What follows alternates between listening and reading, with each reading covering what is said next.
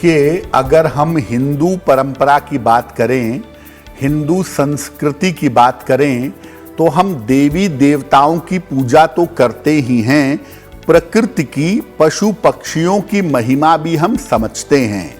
हमारे लिए प्रकृति, पशु पक्षी, जीव जंतु भी बहुत महत्वपूर्ण होते हैं और सर्पों का होना भी इस प्रकृति के लिए आवश्यक है।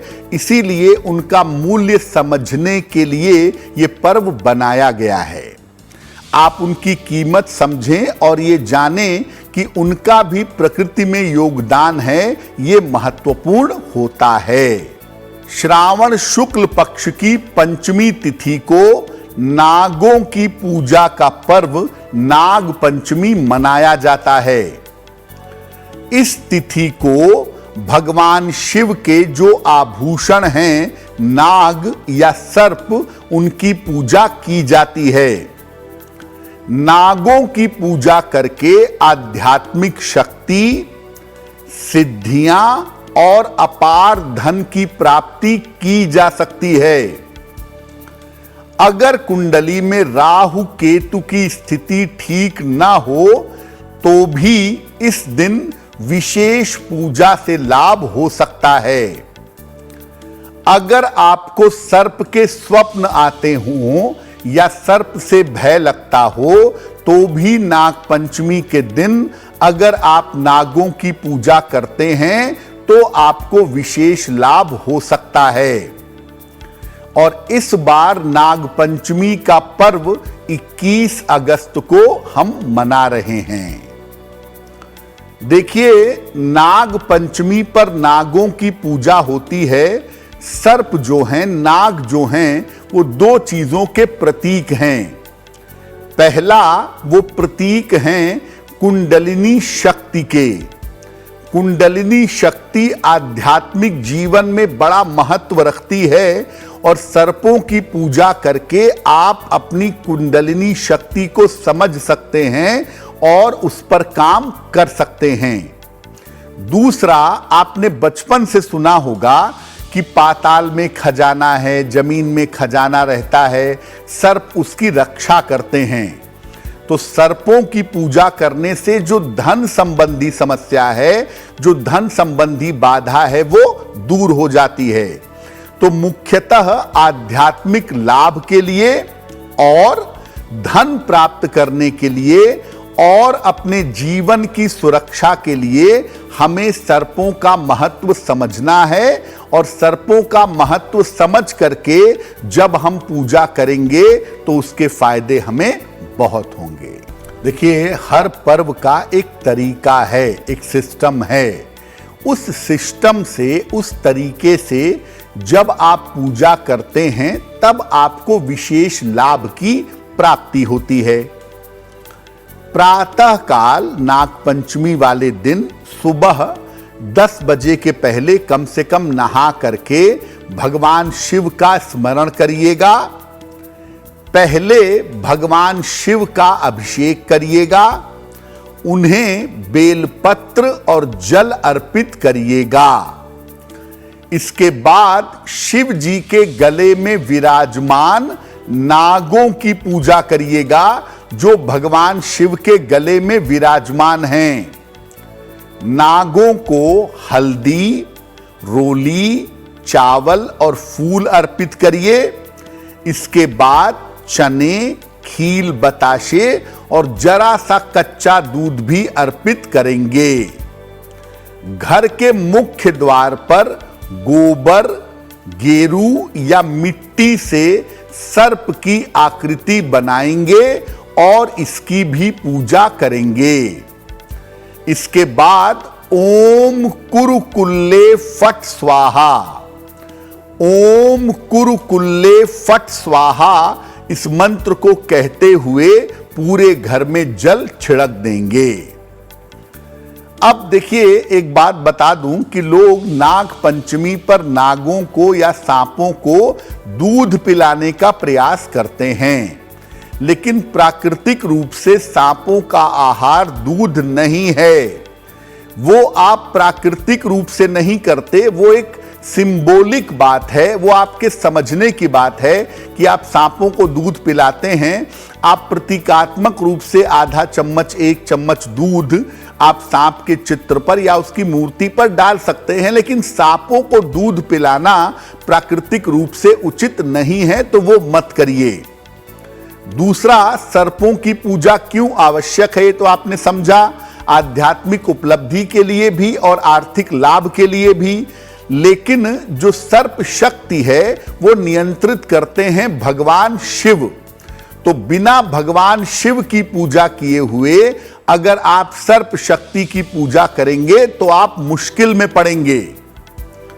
और एक बात समझिए कि नाग पंचमी का जो पर्व है वो आता है मुख्यतः सावन के महीने में, और इस पर्व की एक महिमा ये भी है कि इस दिन अगर भगवान शिव की विशेष पूजा की जाए तो संतान संबंधी जो चीज है, ज्ञान संबंधी जो चीज है, विद्या संबंधी जो चीज है, उसका वरदान आपको निश्चित रूप से मिल सकता है।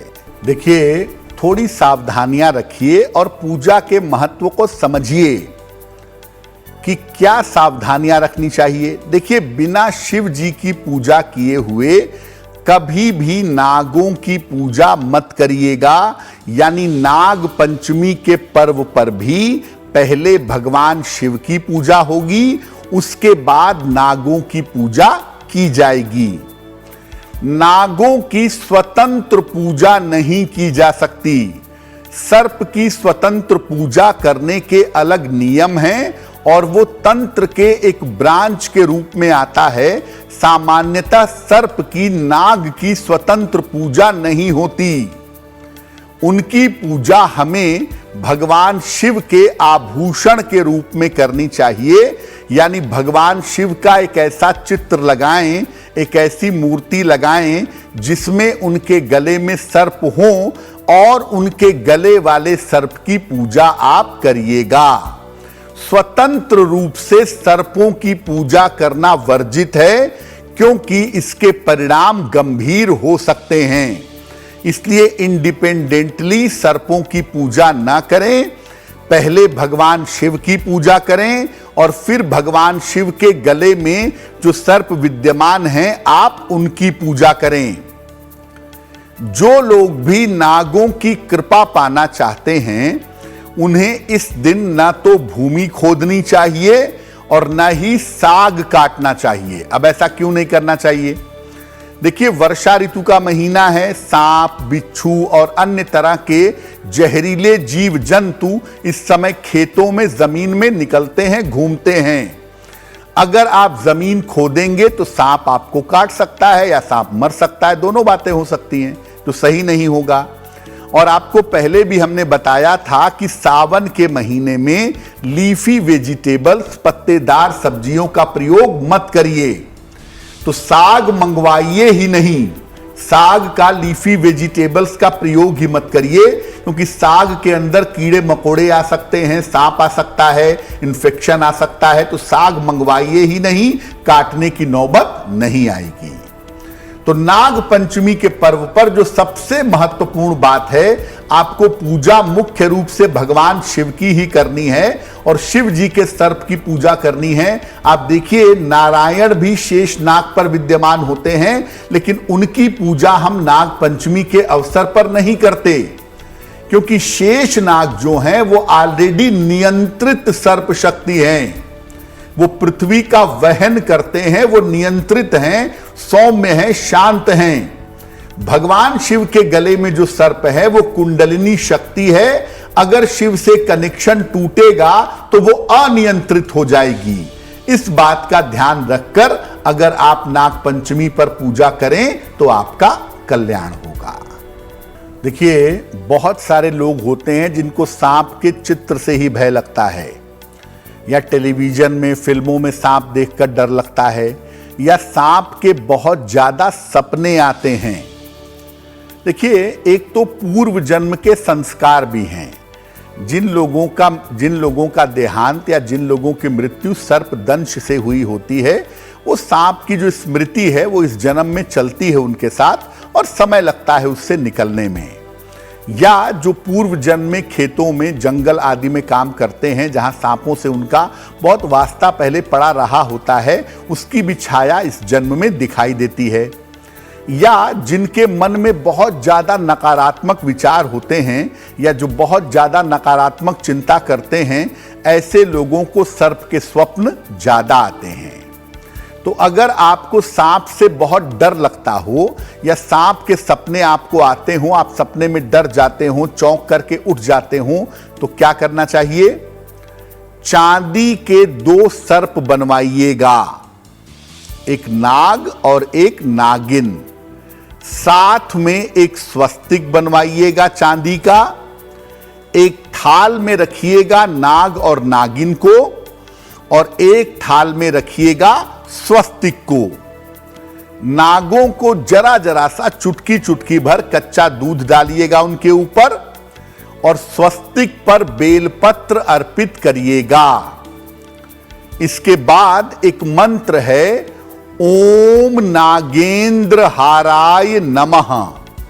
ओम नागेंद्र हाराय नमः, इस मंत्र का 108 बार जप करिएगा। नागों को ले जाकर के शिवलिंग पर अर्पित कर दीजिएगा, और स्वस्तिक को लाल या पीले धागे में डाल करके अपने गले में धारण कर लीजिएगा। अगर आप नाग पंचमी पर यह प्रयोग करते हैं तो आपको लाभ होगा। और आपको बता दूं कि नाग पंचमी की जो पूजा है वो दोपहर के पहले कर ली जाएगी। मध्य दोपहर के पहले अपनी पूजा और अपने प्रयोग कर लेना आपके लिए बहुत अच्छा होगा। अब इस बार नाग पंचमी पर सावन का 3रा सोमवार भी है, इसीलिए आप शिव जी की और भी पूजा करेंगे, अलग से भी पूजा करेंगे। तो वो पूजा अगर आप प्रदोष काल में करेंगे, सूर्यास्त के आसपास के समय में करेंगे, तो वो आपके लिए बहुत कल्याणकारी होगा। देखिए, लोगों को ऐसा लगता है कि काल सर्प योग जो है वो सांपों से जुड़ा हुआ है। ज्योतिष में राहु केतु को सर्प के समान मानते हैं, इसीलिए राहु केतु के योगों को काल सर्प योग का नाम दे दिया गया है। वास्तव में ऐसा कोई योग होता ही नहीं है। आप सीधा कह सकते हैं कि भाई राहु की स्थिति ठीक नहीं है या केतु की स्थिति ठीक नहीं है, वो बात समझ में आती है। लेकिन राहु केतु की खराब स्थिति को अगर आप काल सर्प योग का नाम देंगे तो वो बुद्धिमानी नहीं है। जब ऐसा कोई योग होता ही नहीं है तो इसके पूजा की शांति की जरूरत भी नहीं है।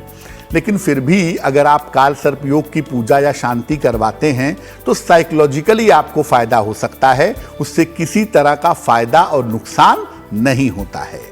तो बेहतर है कि आप अगर पूजा करना चाहें तो सावन का महीना है, नागपंचमी का पर्व है, सावन का 3रा सोमवार है, आप भगवान शिव की अधिक से अधिक पूजा करें, भगवान शिव के अधिक से अधिक मंत्रों का जप करें। ऐसा करने से आप राहु केतु की बाधाओं से छुटकारा पा जाएंगे।